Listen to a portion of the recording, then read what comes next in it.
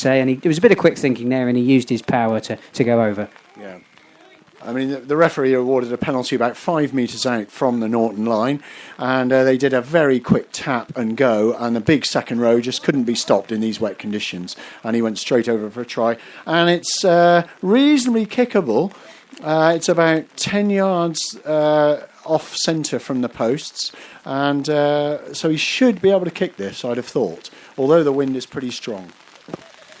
Actually, it was the number 8 for Chew, D. Jeffries. So the Thomas Waldron reference was probably quite appropriate. Anyway, number 9, Cameron is now going to take the conversion as the rain really comes hammering down here. Puts it over, and he's missed it. The wind has taken it, so actually that's minimised the damage from the Midsomer Norton point.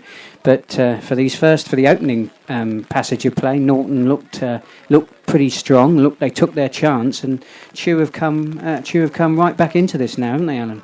Yeah, they certainly have, and I think the offence was early lifting in the line out or something like that, but a quick tap and go, and a big number 8 on your shoulder, nobody's going to stop you from a couple of metres out.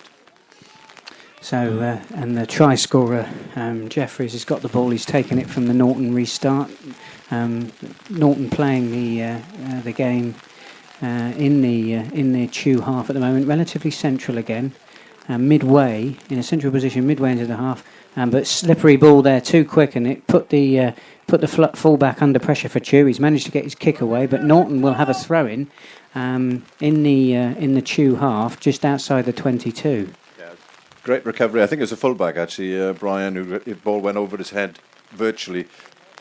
Managed to turn quickly, picked it up again and cleared, and that's no mean achievement in this wind, and he's gained his team 25-30 yards. And I mean, talking about the wind, we could see from the conversion attempt that it was a fairly straightforward kick. Looked as if it was going over, the wind just took it and lost the opportunity of the 2 points. So 5-3 it is.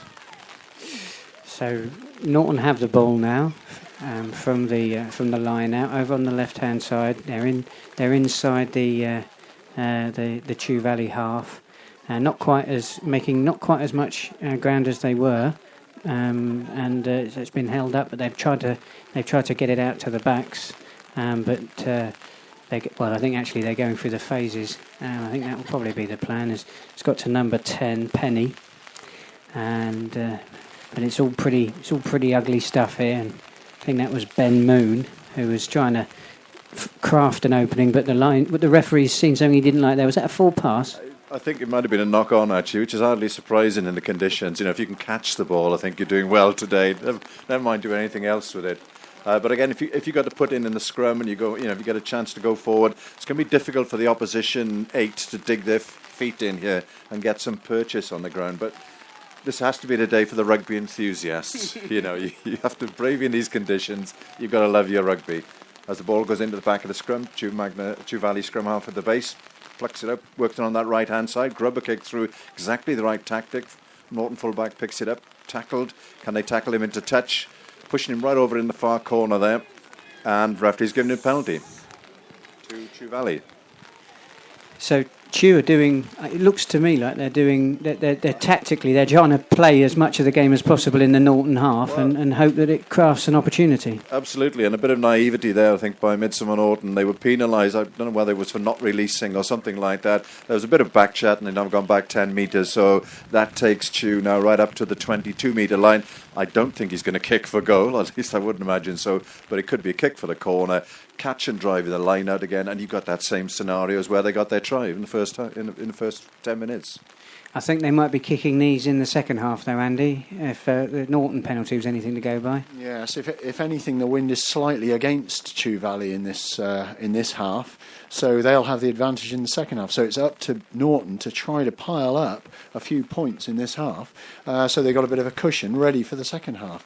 And we're, about 10 minutes into the match, and we're already behind by 2 points. So it's 5-3 to Chew Valley at the moment. 1 try and 1 penalty. Try to Chew Valley and 1 penalty to Midsomer Norton.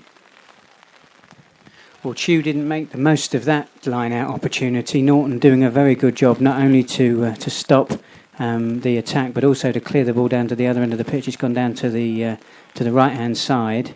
This is going to go straight to the hands of the fullback Taylor for Norton, who comes inside, trying to make some ways forward, and he takes it into the tackle down on the right wing for Norton. But actually, there's been a turnover there, and I think that was the try scorer Jeffries, who emerged with the ball there. And it's a penalty to Norton, isn't it, Andy? Yeah, I didn't see what it was for. I mean, these conditions are just atrocious. Anything is very difficult to see in this, and Norton have kicked it down to the Chew Valley 22 and will get the line out from this, so quite a good attacking position. There's still a Chew Valley player on the floor here, getting some attention. Whether the referee's going to stop the game or not, no, he's not. They're going to carry on with him lying up near the halfway line. Looks like his knee, and I think the physio's on the pitch trying to get him right again, ready for this. There is a hold-up in the match, actually. I don't know if the referee is allowing them to give treatment to this player. No, they're not. No, the Chew Valley player is now hobbling off and is going to join the rest of his team. And the referee has given the go-ahead for the line-out to Norton, well inside the Chew 22. And it's going to be taken again. Hardly surprising in these conditions that little errors are creeping into the game. Obviously, it's also playing havoc with anybody wanting to play some attacking rugby. And on that occasion, Norton went up for the line out, but it ricocheted the ball. The slippery ball span off of the chest of the Norton player, and it's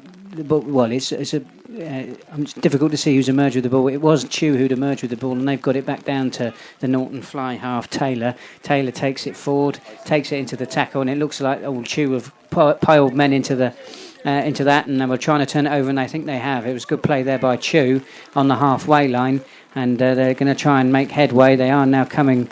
They've got a bit of a go for going on, but Norton now desperately trying to tackle back and stop the Chew momentum before the ball gets out. I thought I heard a whistle then, but I didn't. Chew are coming forward now, slowly but surely, in the middle of the pitch, midway there. We're just seeing Cameron for Chew Valley get the ball out to the right wing. Norton are there first, and they're trying to keep it, but no, there's been another penalty there. Alan, did you see that?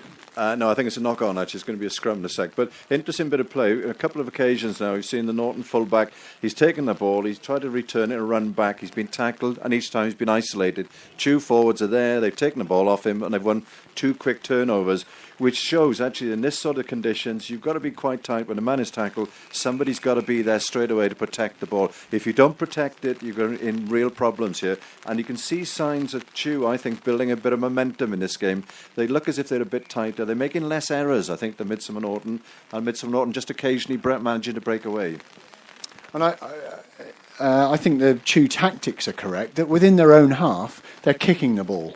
And, of course, it's slippery, difficult to catch, difficult to hold on to. Norton are catching it and then running it and ending up losing the ball to a Chew Valley turnover.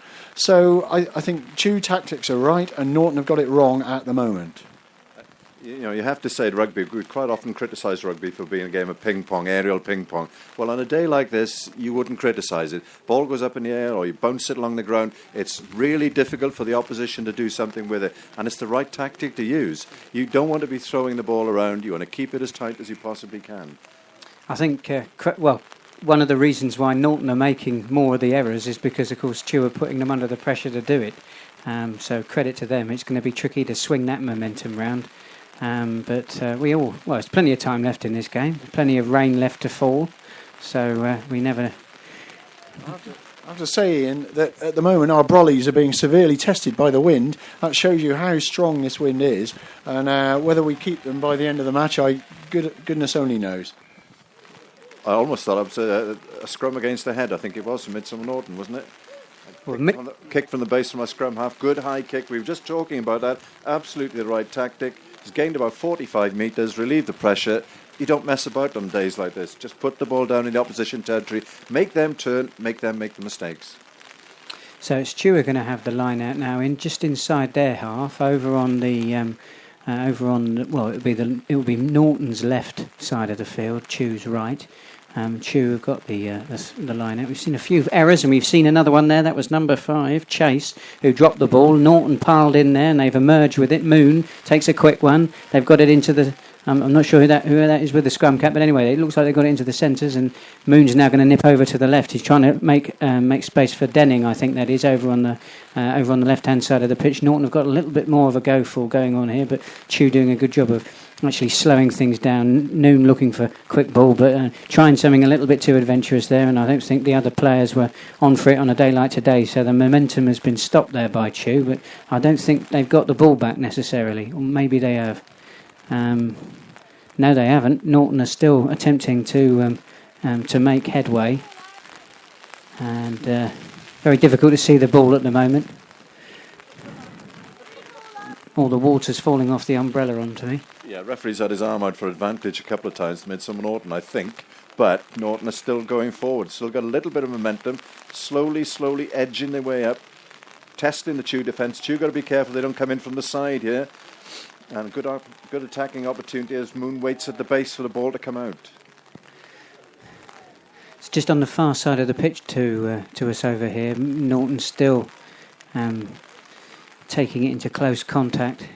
Very difficult to see who's going to emerge. In fact, all the numbers are being obliterated by mud. Well, it's just a case of a pick and drive now. It's going metre by metre, so it's difficult to judge. I think that's a bit optimistic, Alan. I think inch by inch. Yeah, they're about 10 or 15 metres out, I think, far side of the field here. Referees allowing the play to go on, so they're making some progress. The maul hasn't completely stopped. When it goes to ground, they're picking and driving imperceptibly, quite rightly, as you say. And there are bodies everywhere. The ball is coming out now.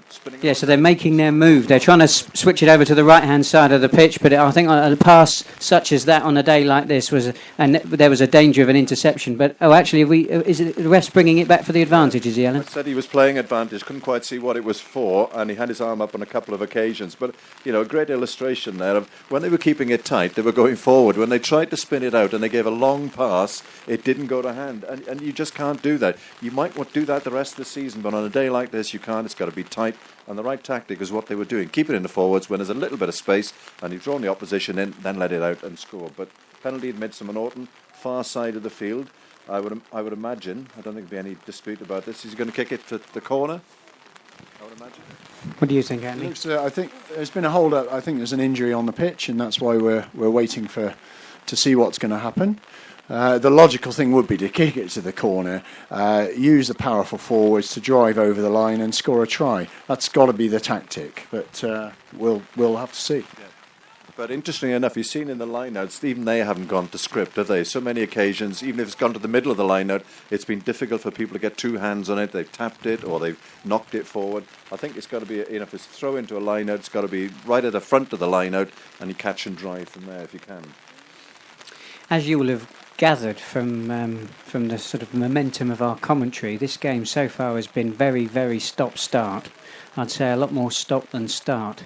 It must be energy sapping, and in fact that last period of play there, Norton doing so well to keep the pressure on the Chew defence. Norton really would be wanting to come away from this attack with something to show for it, I'm sure, in this game where momentum is so key. I think also, Ian, even though it's April, this driving rain and the blowing wind makes everyone's fingers very, very cold. And you can see the players out there, every time there's a stoppage, they're flapping their arms to try to get themselves warm, trying to get their fingers with some sensation in so they can catch the ball when they do get it. And, that's going to be the problem throughout the whole match, I think. Passes going down, kicks not being caught and things like that. And I think Norton have to get the tactics right to take advantage of that. Well, they've got a line out now, deep over on that far side of the pitch. The ball goes up. It was well caught by a Norton player then, and they've got it. It's going into the maul. But it looks like Chew have been able to push Norton back. Norton didn't get a go for it, although they're trying to get the go for going now. They're piling men in there, but locked at the moment. If anything, I'd say Chew seem to be. They seem to have it, but that's gone out for another line out. And who's going to get that one? By the shape of his arm, I think it's a Chew Valley. It's a Chew Valley throw-in, which means they actually defended that line out really well. Norton couldn't seem to get any real drive or momentum.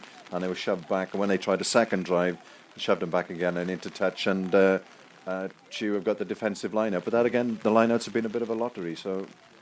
And this one was intercepted by Midsomer Norton, but actually won in a rebound by Chew. So Chew will emerge with the ball.